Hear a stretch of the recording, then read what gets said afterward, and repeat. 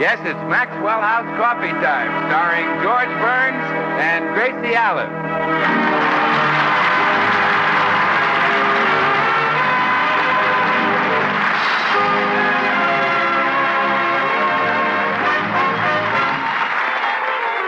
With yours truly, Bill Goodwin, the music of Meredith Wilson and his orchestra, B. Benaderet, Elvia Allman, and Verna Felton. For your Thursday night comedy enjoyment, it's George and Gracie. And for your everyday coffee drinking enjoyment, it's Maxwell House. The coffee that gives you so much more for so little more, that is bought and enjoyed by more people than any other brand of coffee in the world. Yes, Maxwell House.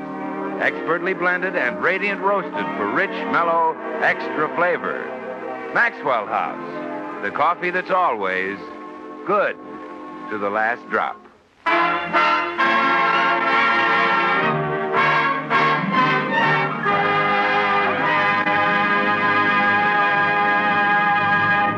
Well, last Thursday, Gracie had a brainstorm.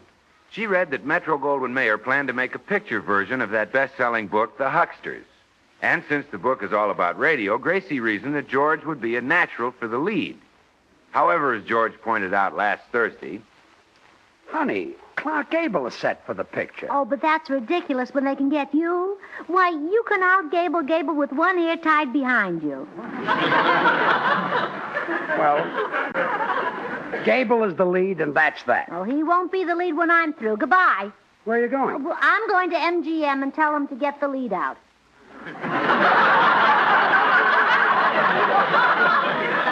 Gracie, relax.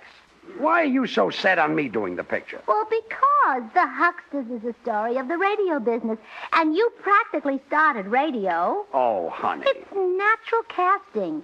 If they were making a picture about the automobile business, they'd get a fellow who started that. Glenn Ford. Oh, yes, Henry's father. Yeah. If they were making a picture about the washing machine business, they'd get William Bendix. Gracie. If they made a picture about the perfume business, they'd get a man who invented cologne. And that would be? Jerry Colonna. Colonna, yeah. Well, I didn't invent radio, so just forget the whole thing.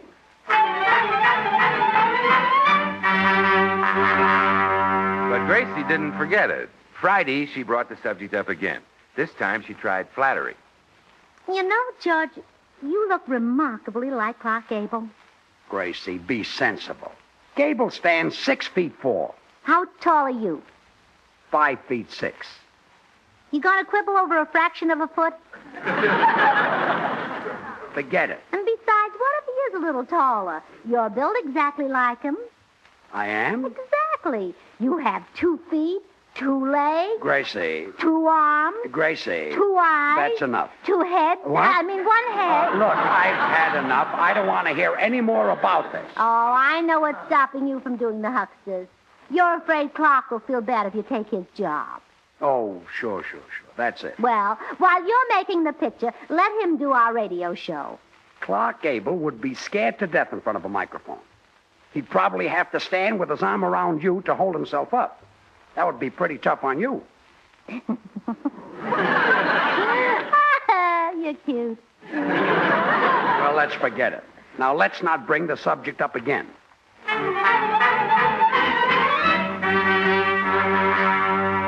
However, on Saturday, Gracie managed to bring it up again. Oh, not directly. This time, she led into it ever so subtly. Chilly this morning, isn't it, George? Yeah. Speaking of the Hucksters, why don't you do that? I told you to forget that. Why, darling, if you'd only decide whether you want to make the picture or not and stop beating around the bush. I did. The answer is no. N-O, no. 9. Nix. Nothing doing. And that's final. Can't decide, huh? Can't make a decision.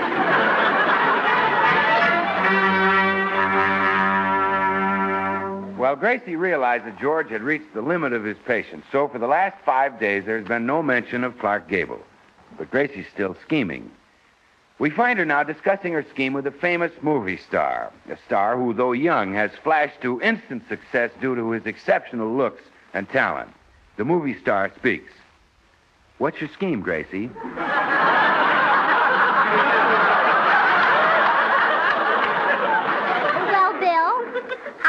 a special meeting of my club, the Beverly Hills Uplift Society. Mm-hmm. And they're going to convince George that he can replace Gable. Oh, I bet you had to slip the old babes plenty to do that. Bill, the Beverly Hills Uplift Society is a cultural group of intellectual ladies interested only in the artistic development of the cinema. And I did not, as you so vulgarly put it, have to slip the old babes plenty. Oh, 4 bits apiece, and they jumped at it. I see. The girls will arrive one by one and flatter George. But you can start things rolling right now. How? Well, as you're leaving, you tell George that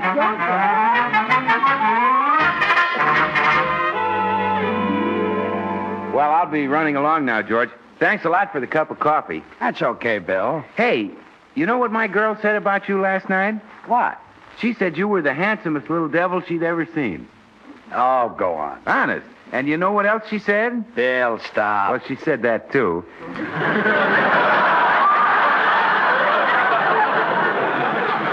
But first she said that you reminded her of Clark Gable.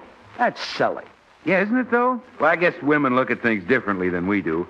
Well, so long, George. Me look like Gable. Always kidding. Still, Bill never goes out of his way to flatter me. It's ridiculous. Gable is 10 inches taller than I am. Come in. Hello, oh, pardon me. I have the wrong house, Mr. Gable. Gable? No, it's me, Mrs. Morton. George Burns. Bless my soul, it is. The way the light struck you there in the doorway, I could have sworn you were Clark Gable. No, it's me. Is Gracie home? Yeah, I think she's upstairs. Go in the den and sit down. Thank you. What a remarkable resemblance. I simply can't believe my eyes. The way the light struck me in the doorway. I wonder where I was standing. But this is silly. Gable is 6 inches taller than I am. Come in. Well, you're right. Oh, I'm sorry. I must be on the wrong street. Who are you looking for, Mrs. Bagley? Why, you know my name. Good. Imagine Clark Gable knowing my name. Oh, wait till I tell the girls. Goodbye, Mr. Gable. Wait a minute. Look again. It's me, George Burns. Well, burn my sugar stamp and call me a sourpuss. It is George Burns. Yeah, it's the way the light strikes me here in the doorway. You want to see Gracie? Oh, yes. We girls are going shopping. Well, make yourself at home in the den. Gracie will be down pretty soon. Oh, all right. My, that man is a spitting image of Clark Gable. Well, I just can't get over the resemblance. Imagine the light here in the doorway making me look like Gable. It's amazing. Why, he's at least 3 inches taller than I am. Come in. Am I late for... Oh, I beg your pardon. I thought the Burnses lived here. They do. Well, don't tell me you rent a room from them, Mr. Gable. Mrs. Craig. This housing shortage is terrible. Imagine a big movie star like Mrs. you. Craig. I'm not Clark Gable. I'm George Burns. No. Yeah, it's a natural mistake. We are about the same height. Why, I can't believe it. It's just too much for a body. Even yours? Where's Gracie? I must tell her about this. You can wait for her in the den. But don't bother to tell her. She'll see it for herself. She certainly will. Why, I never saw anything amazing in my life. There are lights as 2 peas in a pod. How can everyone take me for Gable? Why, he's at least an inch or two shorter than I am.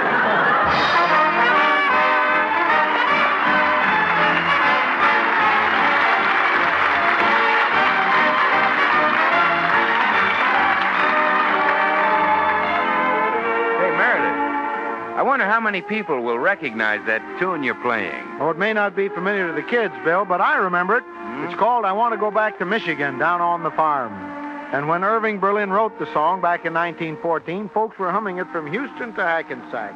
Well, Michigan's seen many changes since those days, Meredith. A city called Detroit got to be auto capital of the whole world, and towns like Pontiac, Flint, and River Rouge became as familiar to this nation as the prize-winning fruit crops that made the Michigan farmlands famous. Yes, Michigan sure is a mighty impressive part of the American scene, which brings to mind how Maxwell House coffee is a very real part of the American scene, too. Here in America, we love coffee. It's long been our favorite drink. And it's a fact that more people buy and enjoy Maxwell House coffee than any other brand in America at any price. Northeast, south, and west, it's Maxwell House wherever you go. Explaining this popularity story, of course, is flavor. The mellow, full-bodied Maxwell House flavor that results from the masterful blending of these choice Latin American coffees. Manizales for mellowness. Medellins for richness. Other fine coffees for vigor.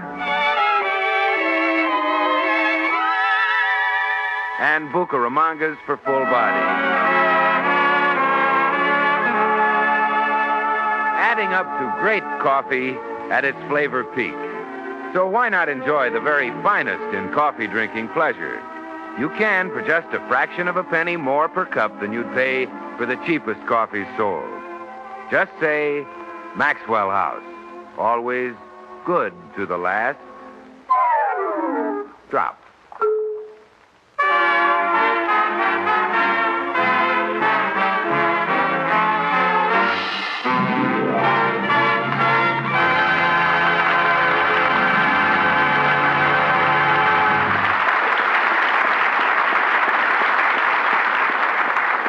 Well, girls, did you carry out my instructions? Yes, Gracie, we told your husband that he looks just like Clark Gable. Now, Gracie, you tell George he looks like Gable, and it's all set. Oh, no. I'm using psychology. I'll tell him that he doesn't look like Gable.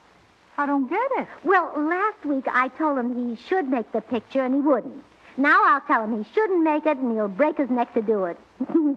Husbands are stubborn little rascals. Maybe you've got something there. Oh, sure. You've got to let a man think everything is his own idea, like when you marry one.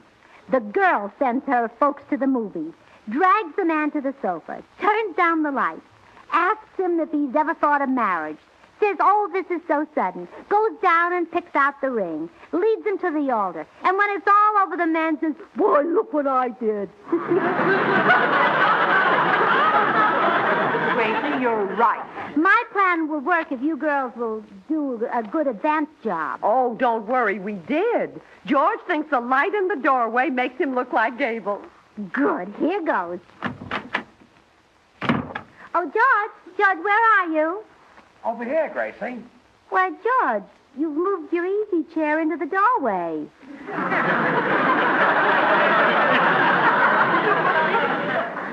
I like the light here. Really? Makes me look like somebody. Who? Can't you tell? Famous fella. His name begins with a G. G? General Grant? No. I'll give you a hint. They used to build something on the outside of a house. Something I look like. A stoop?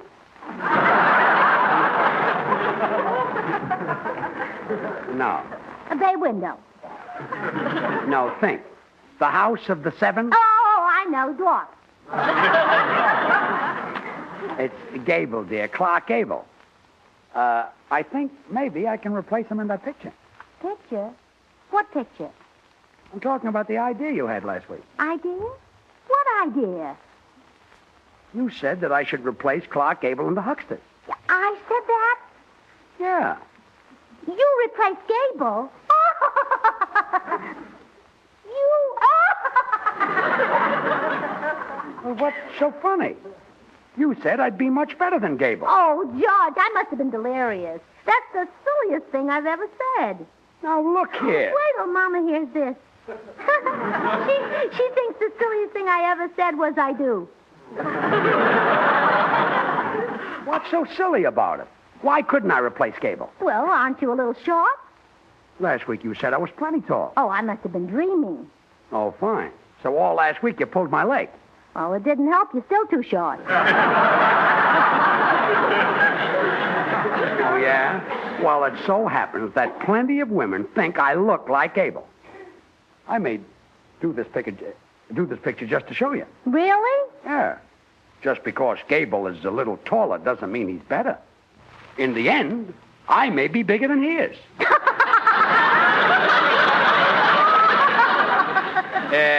Go back in the den. Yes, dear. Girls, our plan is working like a charm. He went for it hook, line, and sinker. Oh, isn't that wonderful? Oh, I hope you didn't discourage him too much, Gracie. Oh, don't worry. Another club member will be along in a minute and tell him he looks like Clark Gable all over again. Another club member? Who? Meredith Wilson. Oh. That's right. We did take him into the club. Well, sure, we made him an honorary woman. But can we trust him to flirt her, George? Well, of course. As president of the Uplifters, I ordered him to do it. And in this organization, people do what the president says. This isn't Congress, you know. There's the door buzzer. It must be Meredith. Well, let's just settle down and wait. Come in. Come in. Oh, hello, Meredith. Why, what are you doing here, Clark Gable? Meredith? Have you purchased this home, Clark Gable? Or are you just visiting here, Clark Gable?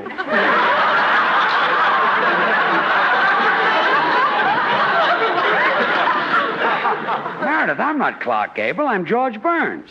Good heavens, can this be true? Sure, it's true. I don't really look like Gable. It's just the way the light strikes me. Well, you certainly look like Gable to us girls. Us girls? Yes, the Uplifters. I'm an honorary woman, you know. Oh, the Uplifters. Come to think of it, every woman who dropped in here today is a member of that silly club. And they all told me I looked like Gable. Oh, we're very loyal. When Gracie gives an order, we obey. Gracie ordered them to tell me I look like Gable? That's right. Golly, if I'm not careful, I'll let the cat out of the bag. It's already out. Darn it, there's been a leak. Yes, somebody told me. But there's no harm done, Meredith. You've convinced me that I look like Gable. Well, good. I'm a loyal uplifter, and I wouldn't want it said that I sold out to the opposite sex. You didn't. Although, at the moment, I'm a little confused as to just which sex I'm opposite.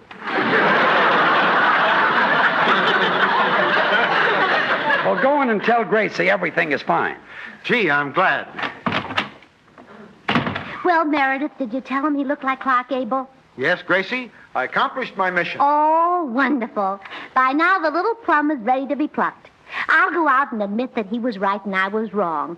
That he's just the man for the lead. George? Yes? George, I've been talking to the girls, and you were right. You should definitely have the lead in that picture. Picture? What picture? Well, you know, that idea you had a while ago. Idea? What idea? Well, you said that you should replace Clark Gable in the Hucksters. I said that? Yes. Me replace Gable? Me? Well, what's so funny about it? You said you'd be better than Gable. Oh, Gracie, I must have been delirious. I'm too short to replace Gable.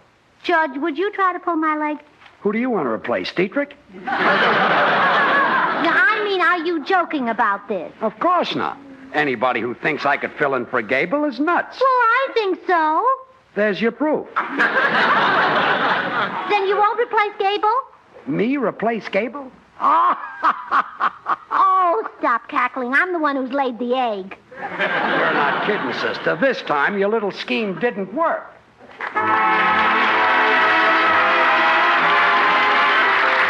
Blue Skies, Meredith Wilson and his chiffon music.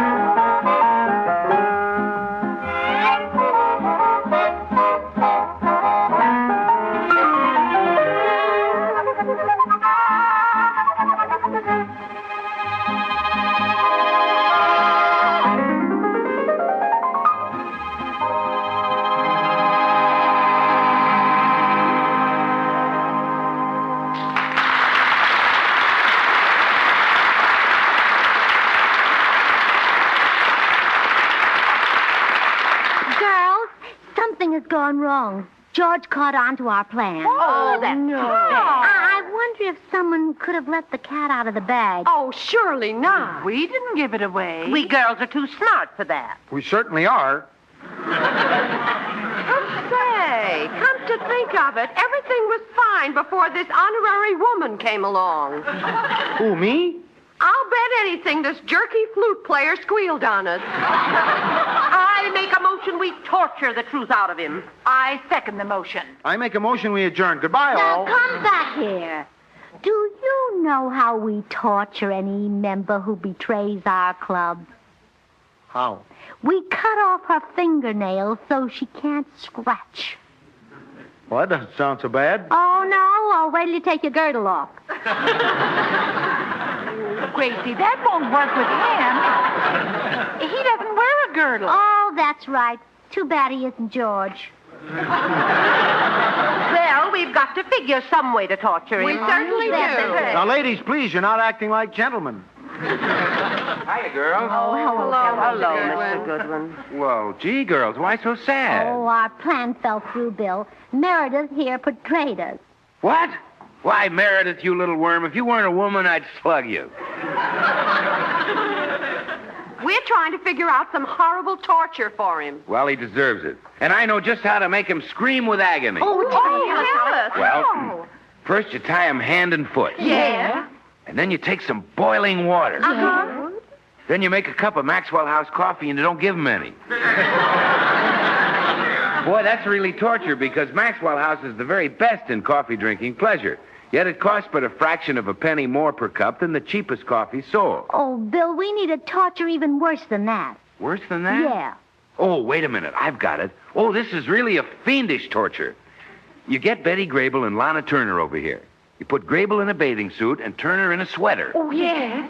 And then you tie Meredith hand and foot. Yeah. Then you make another cup of Maxwell House coffee and don't give him any.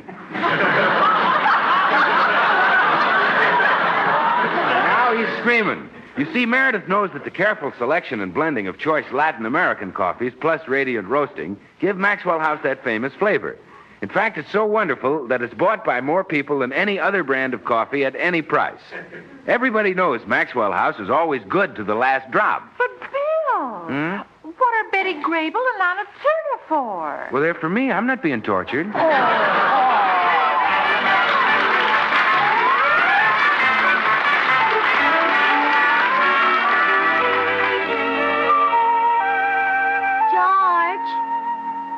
What now? More tricks? No, I'm through with trickery. I have to admit defeat.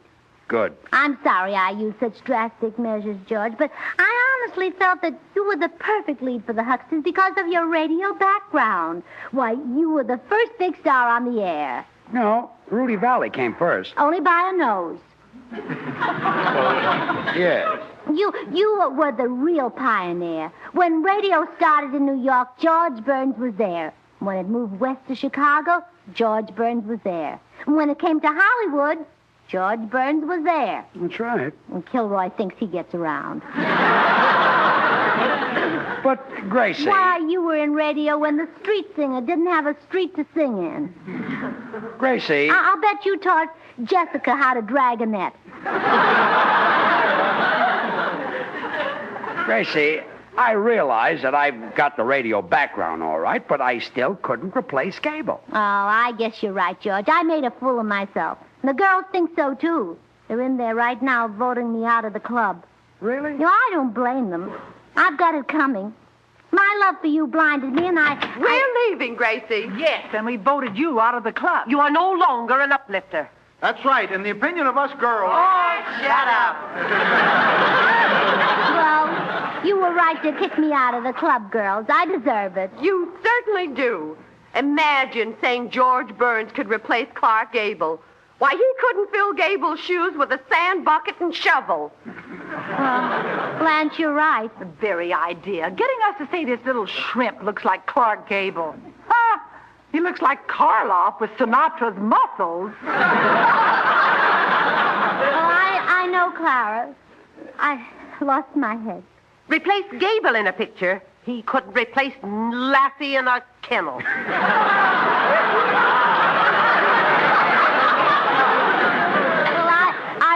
Why is that now, Margaret? He'll never be a movie star if he lives to be 100, which gives him about 3 more days to try. Now, just a minute. I'm not so... Oh, shut up. Well, goodbye, girls. I'm sorry I disgraced us all. Goodbye. Hey, they didn't have to get so tough about it. Idea of kicking you out of the club just because you think I'm as good as Gable. Well, they can't do that to my wife. I'll show them. You stop crying, honey. I'm going right over to the studio and tell them I want the lead in the Hucksters. That's what I'm going to do. Wait here while I get my hat and coat. I'll teach those old crows to make my wife cry. I'll get the lead if it's the last thing I do. You girls. Yes, Gracie? He fell for it hook, line, and sinker.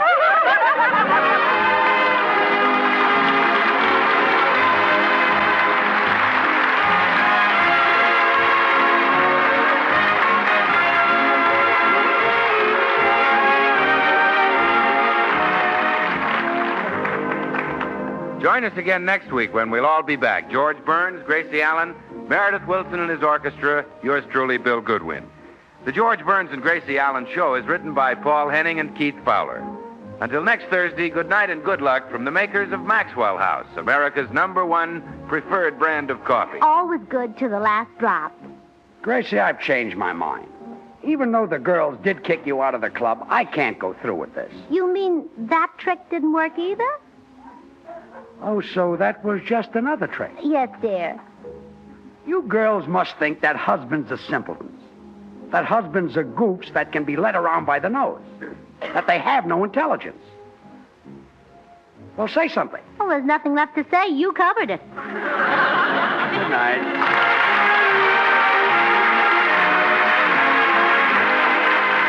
And now stay tuned in for Noah Webster Says, which follows immediately over most of these stations. Get Bird's Eye. Get Bird's Eye spinach. Dewy, fresh, and delicious as spinach you pick in your own garden. No work. It's whistle clean, all washed and trimmed for you. And it's thrifty, too, because there's no waste. 1 box serves 4 people. So get tender, luscious Bird's Eye spinach tomorrow. But be sure it's Bird's Eye. Remember. It can't be the same if it ain't got that name. Get Bird's Eye frosted food.